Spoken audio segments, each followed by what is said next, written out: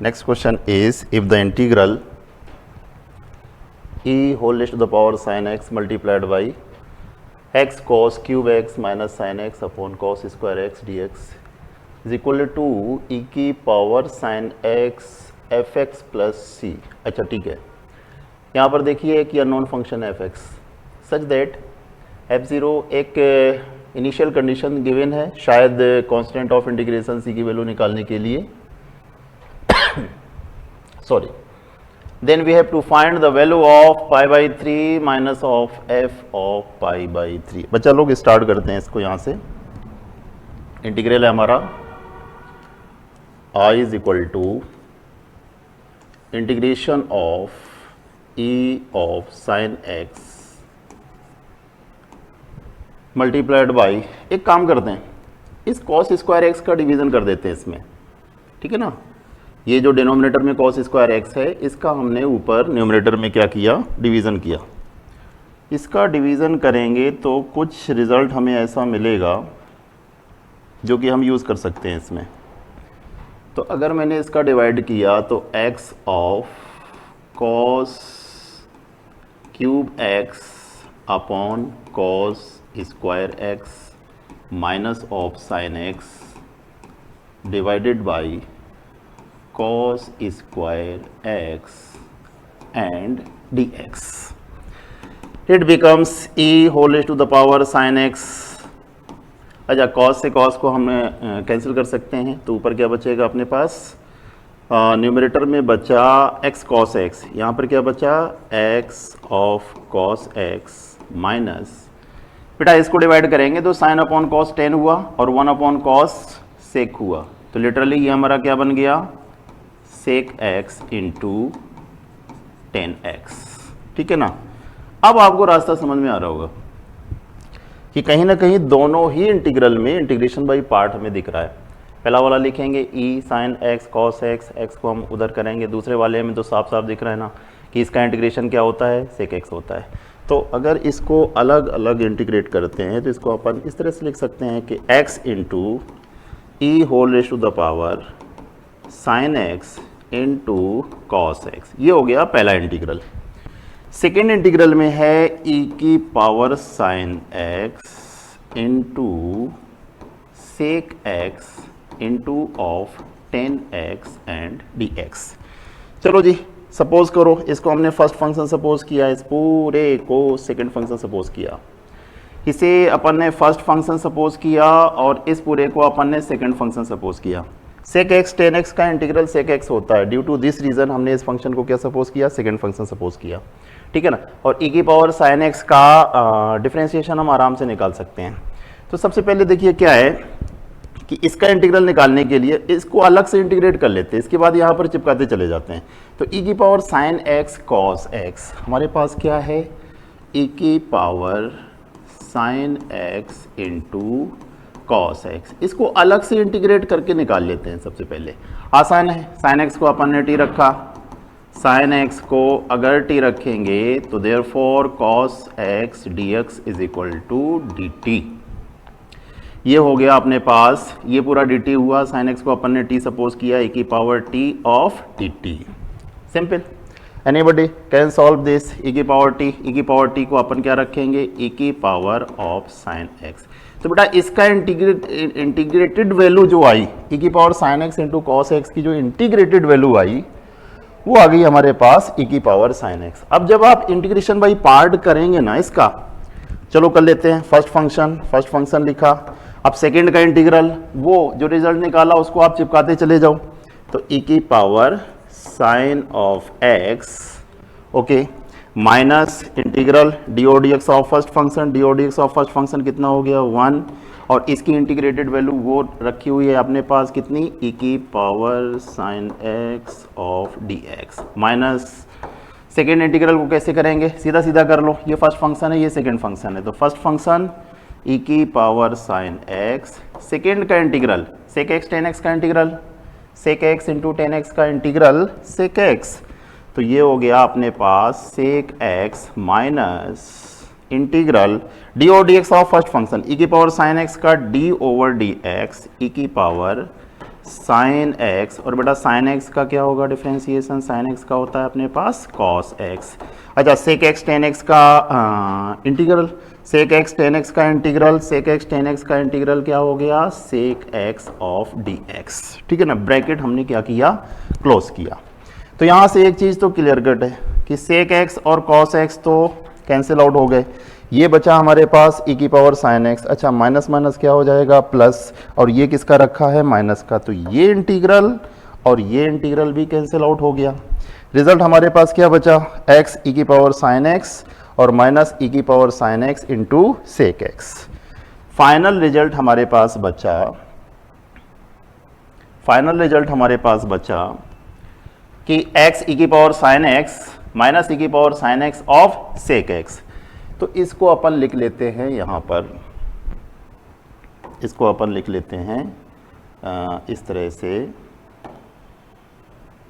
यहाँ पर कि इंटीग्रल ऑफ e की पावर साइन एक्स को हमने कॉमन ले लिया दोनों से, तो पहले से रिजल्ट क्या मिलेगा x, दूसरे से रिजल्ट क्या मिला सेक x, तो this becomes x minus of sec x। और एक चीज़ मिसिंग है, आपने इसमें कांस्टेंट ऑफ इंटीग्रेशन ऐड नहीं किया, तो मैं क्या c ऐड कर सकता हूँ, तो कांस्टेंट ऑफ इंटीग्रेशन क्या हो गया आपका c हो गया। तो जो हमारा इंटीग्रल गिवन था क्वेश्चन में वो यूजुअली सॉल्व हो चुका है, बट इसमें कुछ चीज़ें और भी दी हैं। पहली कंडीशन आपकी दी है कि f0 इज इक्वल टू -1, इससे हमें किसकी वैल्यू मिलने वाली है, इससे हमें मिलने वाली है c की वैल्यू, ठीक है ना। तो इस कंडीशन को लगा दो, f0 is equal to -1, it means f0 is equal to -1, that is x is equal to कितना रखेंगे 0, तो f0 की वैल्यू कितनी मिलेगी -1। ये f0 की वैल्यू आपकी -1 है, ठीक है ना। e की पावर साइन x और fx प्लस c, ये इंटीग्रल की वैल्यू किसके बराबर है, e की power sine x fx plus c के। तो इसको आप बराबर कर सकते हैं किसके, इसको आप बराबर कर सकते हैं e की पावर साइन x fx और प्लस c। तो चलो c से c तो कैंसिल हो गया, अब यहाँ से fx हमें मिल जाएगा। अगर हम इस कंडीशन का यूज़ करें तो e की पावर साइन x को भी अपन कैंसिल आउट कर सकते हैं, e की पावर साइन x को भी अपन कैंसिल आउट कर सकते हैं, या वैल्यू ही रख दें इसमें डायरेक्ट, तो अपन को किसकी वैल्यू मिल जाएगी, अपन को c की वैल्यू मिल जाएगी यहाँ से। तो x इज इक्वल टू 0 रखे, e की पावर 0 कितना हो गया 1 इंटू एक्स के प्लेस पर 0, सेक 0 आपका कितना होता है 1, 0 माइनस 1, ठीक है ना। प्लस का क्या रखेंगे c, e की power sine x fx plus c, e की पावर साइन x fx। यहाँ पर अगर वैल्यू पुट ऑफ करेंगे x इज इक्वल टू 0, तो e की पावर साइन 0 0 हो गया, e की पावर 0 1 हो गया, f0 कितना हो गया -1। अच्छा ये कितना है, ये है आपका -1 और ये है आपका -1।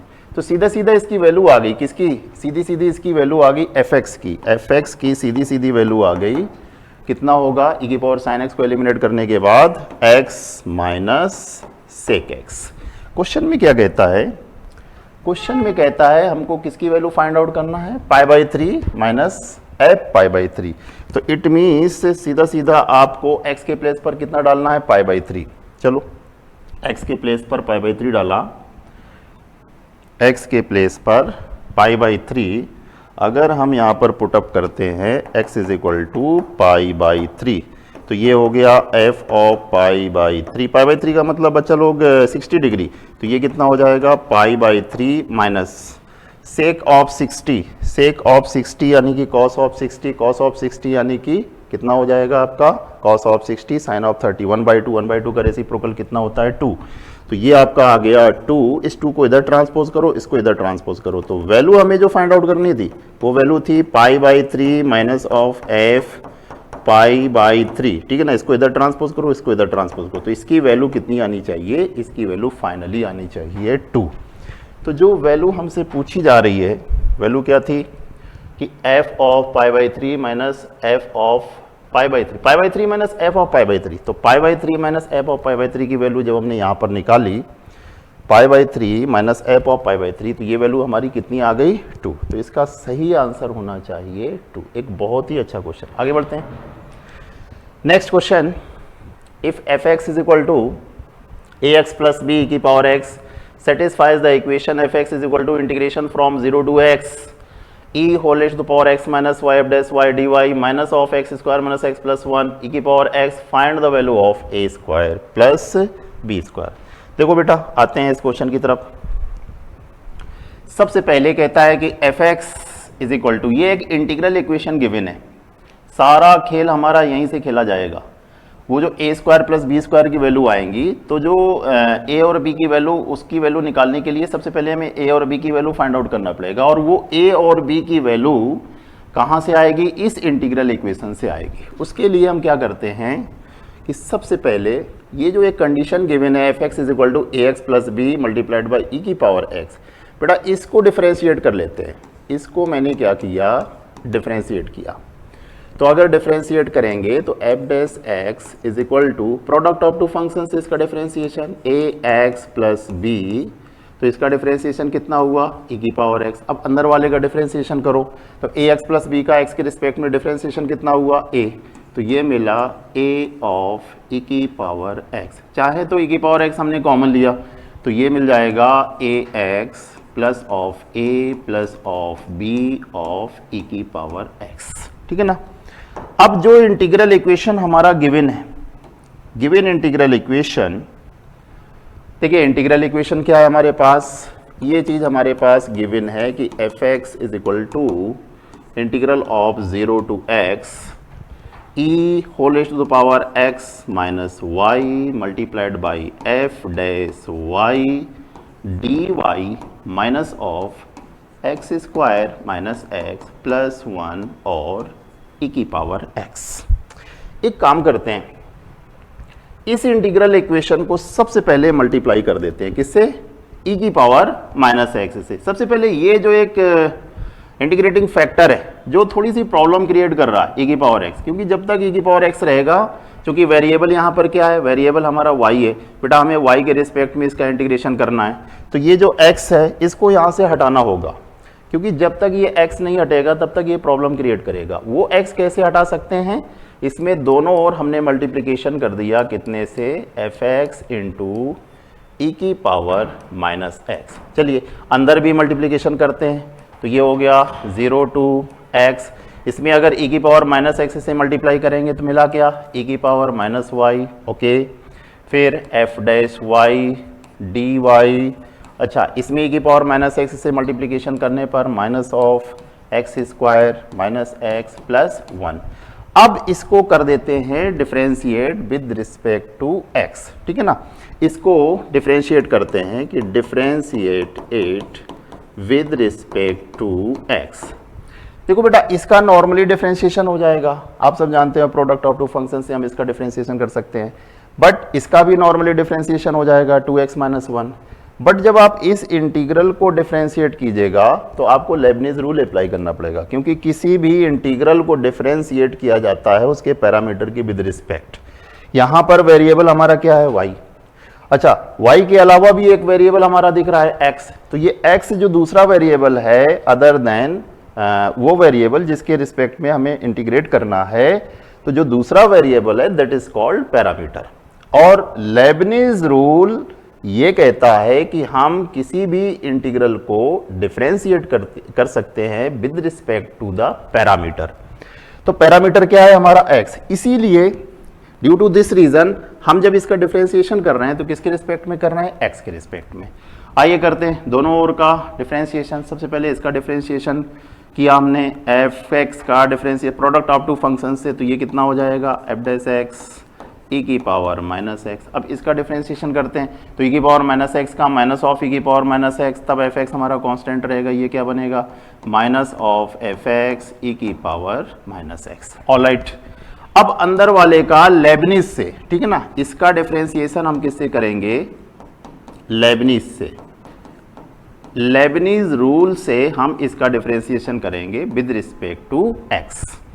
तो लेबनीज रूल क्या कहता है? लेबनीज रूल ये कहता है कि पहले जो हमारा इंटीग्रेंड है उसके प्लेस पर पैरामीटर को, वेरिएबल के प्लेस पर पैरामीटर को, जिन बच्चों को लेबनीज रूल नहीं पता वो एक बार बेसिक कॉन्सेप्ट को देखें, लेबनीज रूल को सीखें कि लेबनीज रूल हमारा क्या होता है।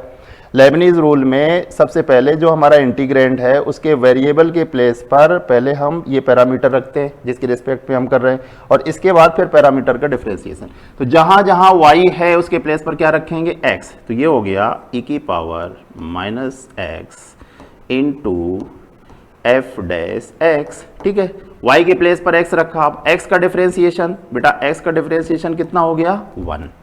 अच्छा, अब लोअर लिमिट लेंगे तो लोअर लिमिट हमारा क्या है, कांस्टेंट। तो लोअर लिमिट कांस्टेंट है तो ये जो सेकंड टर्म आता है लेबनीज रूल का वो पूरा की पूरा जीरो हो जाएगा, क्योंकि जीरो का जब हम डिफरेंशिएशन करेंगे x के रिस्पेक्ट में तो जीरो मिलेगा।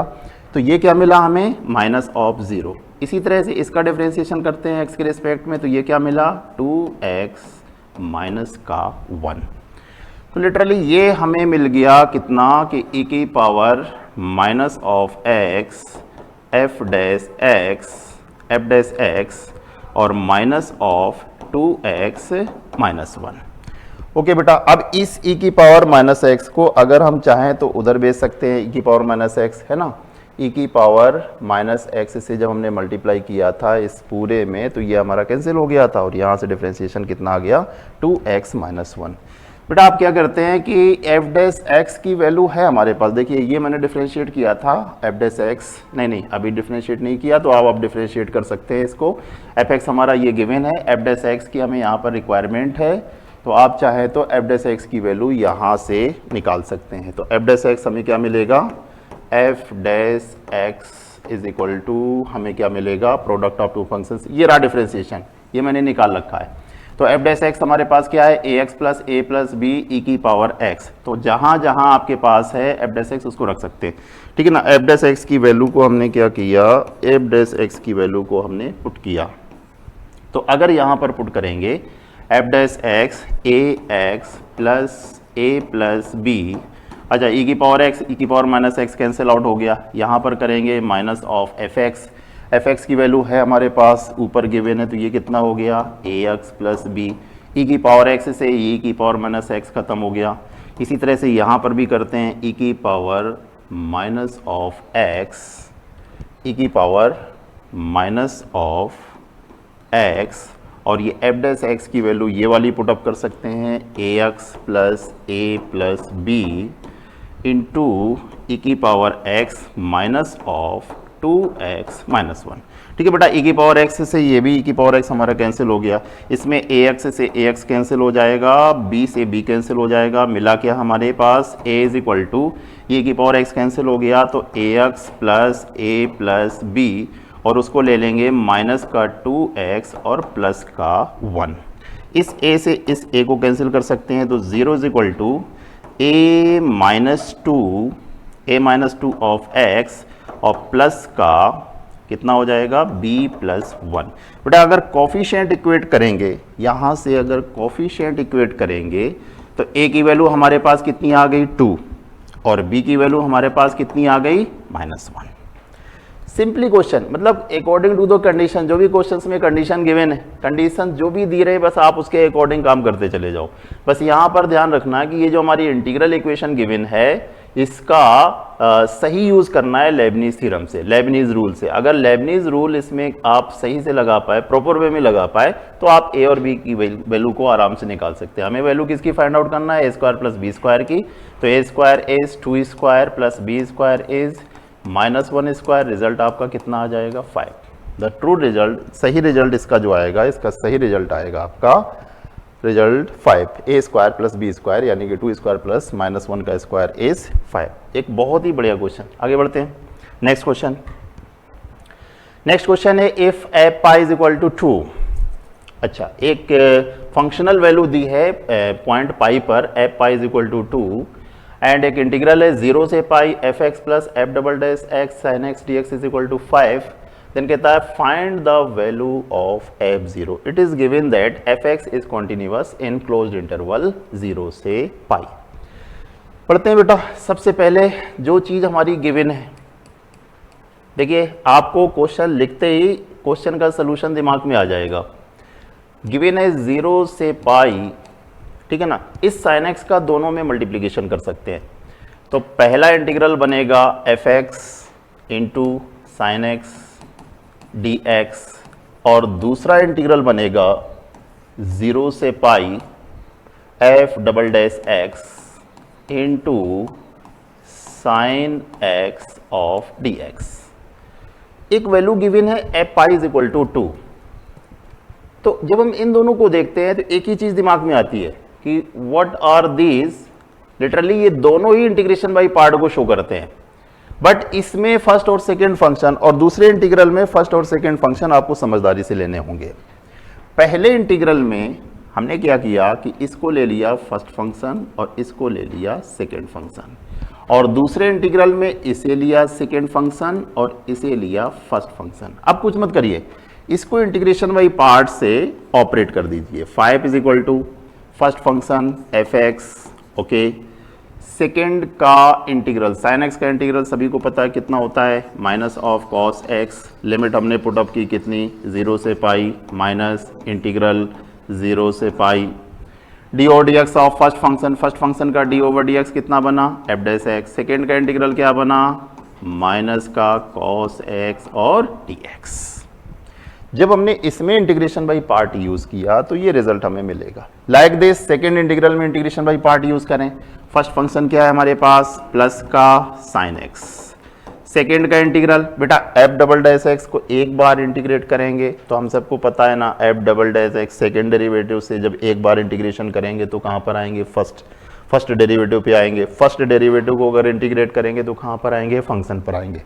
तो एफ डबल डैश एक्स का इंटीग्रेशन हमें मिला एफ डैश ऑफ एक्स। अच्छा, लिमिट क्या पुटअप करना, लिमिट पुटअप करना 0 से पाई माइनस इंटीग्रल 0 से pi d over d x of first function sine x का d over d x. Sine x का डी ओवर डी एक्स क्या हुआ, cos x. F double dash x का integral क्या हुआ, f dash x of d x. अब जरा ध्यान से देखें, ये है हमारा प्लस का, माइनस माइनस क्या हो गया, plus F dash x cos x. ये कैसा है, ये माइनस का है, एफ डैश एक्स और कॉस एक्स। दोनों को हम क्या कर सकते हैं, दोनों को हम कर सकते हैं कैंसिल आउट। अब हमारे पास ये चीज़ है जिसकी वैल्यू है minus of F pi. Cos pi की वैल्यू कितनी होती है, -1। All right. अच्छा, यहाँ पर अगर करेंगे तो साइन पाई की वैल्यू कितनी होती है, 0, और साइन 0 की वैल्यू कितनी होती है, 0। तो ये पूरा की पूरा हमारा वेनिस हो गया, ठीक है ना।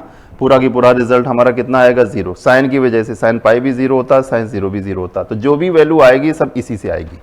ये अपर लिमिट पर ये वैल्यू आई। अब अगर हम लोअर लिमिट रखते हैं तो माइनस लगाएंगे, और ये माइनस माइनस हमारा कैसा हो गया, प्लस 0 रखेंगे तो ये हो गया f0 इंटू कॉस ऑफ 0। बेटा एफ पाई गिवन है हमारे पास, एफ पाई की वैल्यू गिवन है, एफ पाई कितना दिया है, 2। तो एफ पाई के प्लेस पर माइनस माइनस प्लस, ये वैल्यू हमने रखी 2 plus of cos 0 is 1, f0। Left hand side में हमारा क्या है, 5। तो हमें पता क्या करना था, किसकी वैल्यू पता करनी थी, f0 की हमें फाइंड आउट करना था। f0 की वैल्यू इजिली हम कह सकते हैं कि 5 - 2 = 3। तो एक बेहद आसान क्वेश्चन, मतलब ऐसे क्वेश्चन के विषय में एक ही बात कही जाती है कि आप तो क्वेश्चन को लिखना शुरू करो। अगर आप क्वेश्चन को कॉपी पे लिखना शुरू करोगे तो ऑटोमेटिकली क्वेश्चन ही आपसे बातें करेगा, क्वेश्चन ही आपको बता देगा कि इस क्वेश्चन को कैसे सॉल्व करना है। ऑलराइट।